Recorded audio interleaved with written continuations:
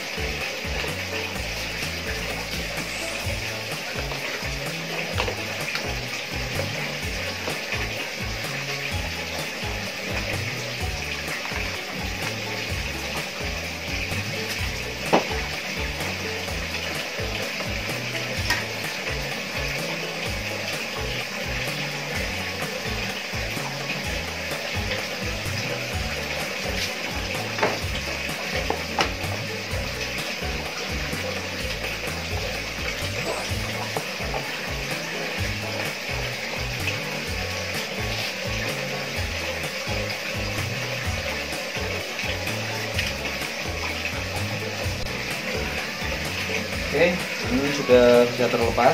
Yang saya suka ini karena rapinya ya. Ini kabelnya cuma cukup satu. Ini sudah untuk headlampnya, lampu depan sudah terbuka. Nah ini guys, jadi switchnya itu di sini. Ini yang rusak, ini bahkan dimakan tikus ya, atau tikus atau apa. Coba kita lepas.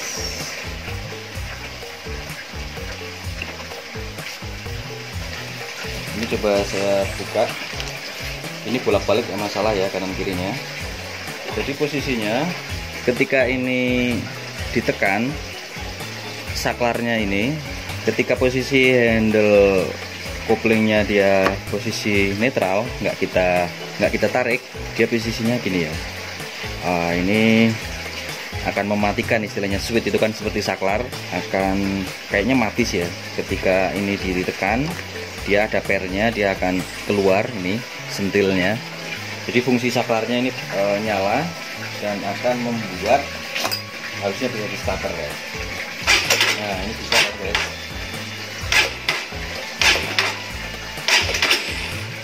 Jadi memang yang rusak itu ininya ya, cuma tinggal masangnya ini yang saya belum tahu. Ini harus terpasang di dudukan ini.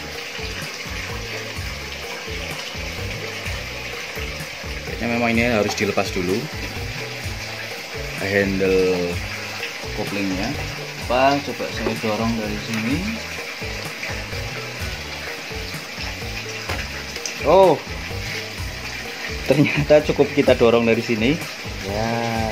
Berarti ini masangnya dari sini ya guys.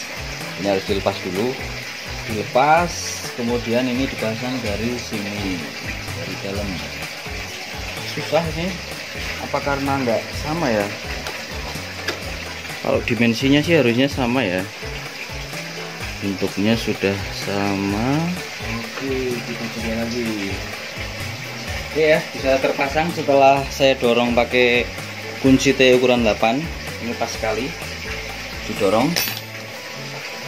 Coba saya pasang kabelnya.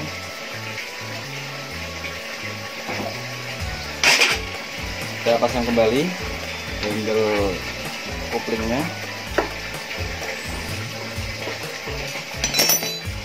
Oke, sudah terpasang dan alhamdulillah jadi. Coba ya, ini kalau posisi netral mau, coba kita masukkan gigi 1 atau gigi 2. Nggak mau, coba kita tekan handle koplingnya. Nah, posisi di gigi 2, dan ini bisa di starter ketika koplingnya ditekan. Ini nggak mau nyala, kopling ditekan, mau.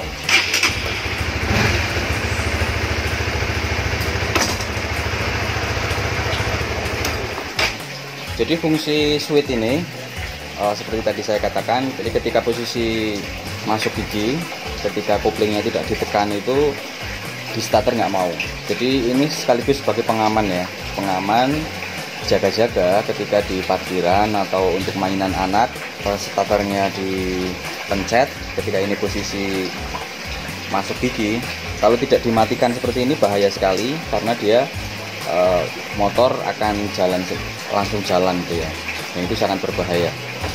Cuma yaitu kalau ini sampai switchnya rusak, ini malah jadi merepotkan. Tadi masangnya agak susah, jadi sampai saya cutter ininya biar bisa masuk gitu ya. Ini karena saya handle koplingnya ini sudah variasi, mengakibatkan ini agak susah karena dudukannya menjadi berbeda ya. Cuma bisa diatasi hanya dengan di cutter sedikit agar dia masuk lebih dalam lagi ininya ya, switchnya. Dan ini masalah di Supra GTR saya ini bertubi-tubi. Jadi setelah bendik kemudian ada aktuator langsamnya, sekarang di switch ini tambah lagi masalah baru yang belum teratasi adalah di bagian remnya. Jadi ini remnya jadi keras, tidak begitu empuk. Kalau waktu normal itu kan empuk ya. Ini dia harusnya masih balik ke sini lagi, dan ini dia nggak mau balik, mengakibatkan lampu rem nyala terus. Yang jelas rem menjadi kaku istilahnya ya. Ini saya nggak tahu bisa perbaiki atau enggak. Saya cuma mau buka coba cek oli remnya, siapa tahu hanya karena habis oli remnya. Kalau oli remnya nggak habis, berarti ini memang bermasalah di bagian master remnya. Yang ini mesti saya bawa ke bengkel resmi mungkin ya. Waktu ganti oli nanti sekalian mau saya cekkan remnya. Ini tahap awal, coba saya cek dulu oli remnya, apakah karena oli remnya yang habis. Ini memang dari pertama belum pernah saya cek ya, belum pernah ditambah atau. Cuma oli rem itu kalau nggak bocor itu harusnya, ini masih normal ini guys, masih penuh ini ya. Oke, asal tidak ada kebocoran, oli rem itu tidak pernah berkurang ya, fix. Berarti ini saya tidak bisa memperbaiki. Ini mungkin akan saya bawa ke bengkel waktu ganti oli, sekalian ngecek rem. Biasanya sealnya atau apanya lah istilahnya di master remnya ini ya. Oke, terima kasih sudah menonton. Jangan lupa like, subscribe, nyalakan lonceng untuk mendapatkan notif video menarik lainnya. Sampai berjumpa lagi, bye bye.